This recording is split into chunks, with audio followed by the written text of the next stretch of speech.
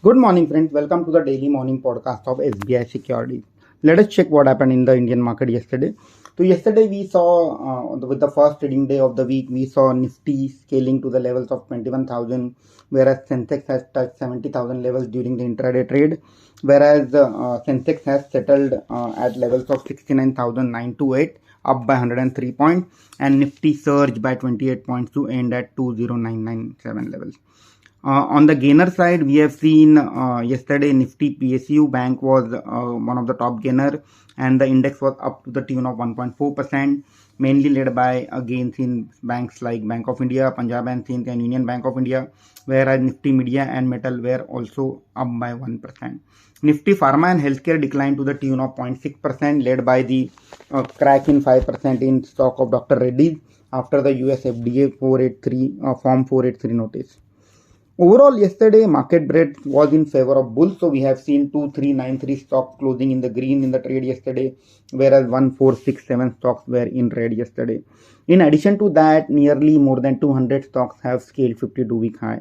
So this clearly shows that undercurrent in the market is pretty strong.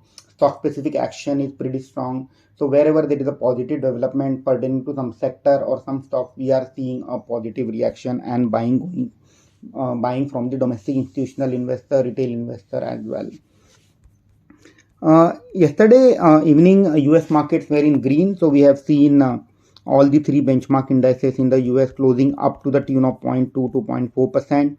So US market were tepid yesterday post and they are awaiting outcome of US CPI data. So today evening we will see US inflation number coming out, and it is expected that for the month of November the inflation will be to the tune of 1.3% as compared to 3.2% for the month of October.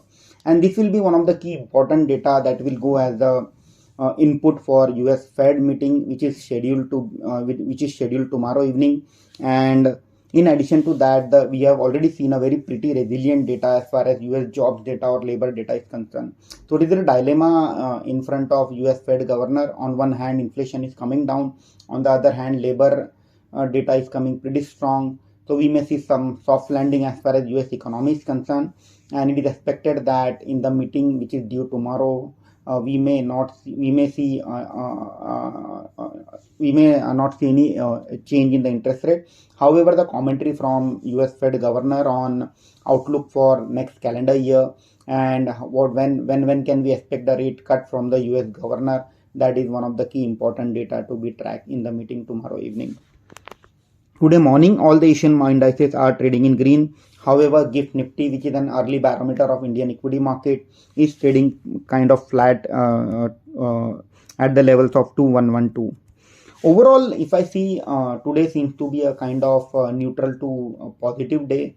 However, one has to keep in mind that at 21,000 Nifty level, RSI, which is one of the relative strength index, one of the key important technical parameter, it is trading above 80. And historically, what we have seen that whenever the RSI has scaled levels of 80, we have seen some minor pullback in the market. When I say minor pullback, one can expect 2 to 3% correction in the key benchmark indices of Sensex and Nifty. And on a relative basis, right now, large cap look more favorable as compared to mid cap and small cap, as mid cap and small cap are trading at an exorbitant valuation.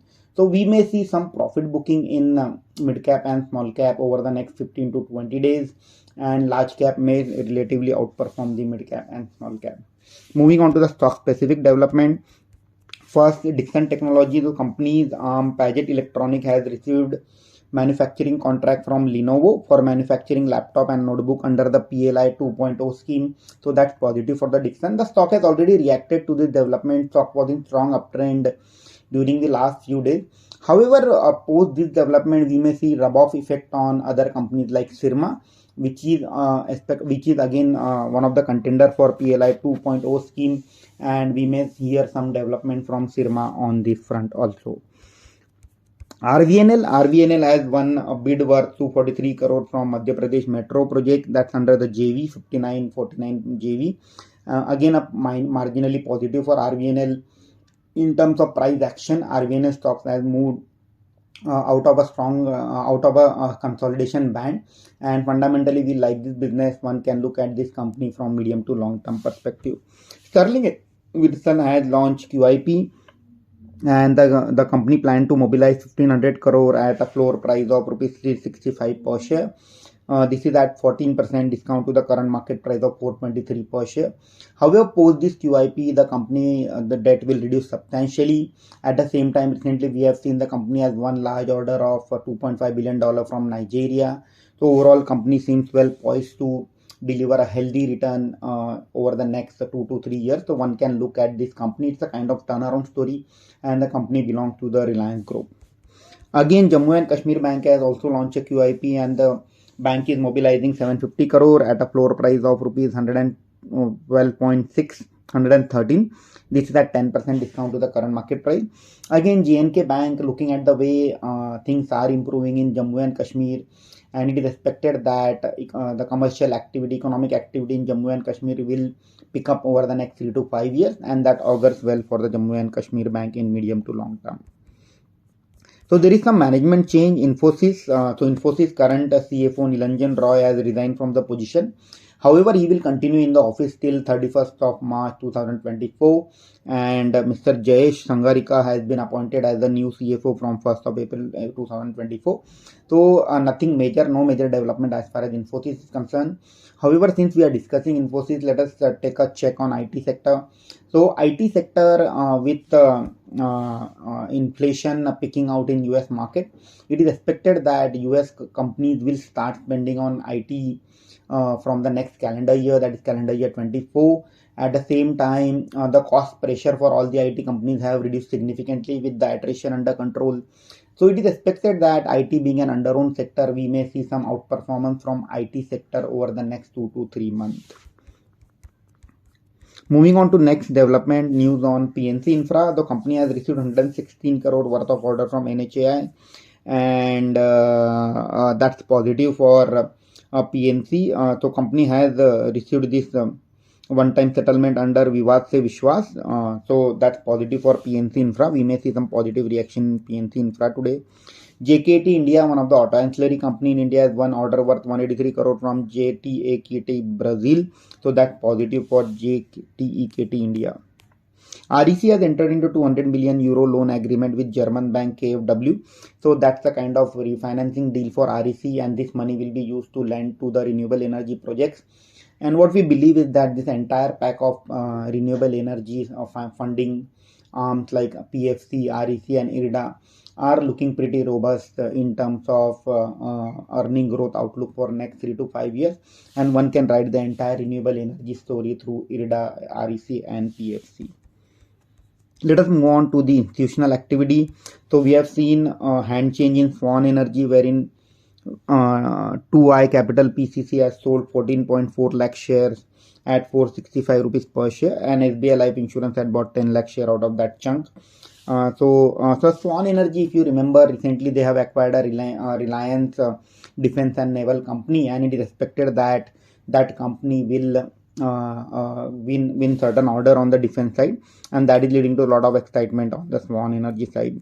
On insider trade for front, Max Estate promoter Shiva Enterprises have bought 1.7 lakh share on 6th of December, so that's positive for Max Estate. At the same time, we have seen selling from the promoter of Goldiam International in the open market to the tune of 15 lakh share. So that's a kind of a red flag as far as Goldiam International is concerned.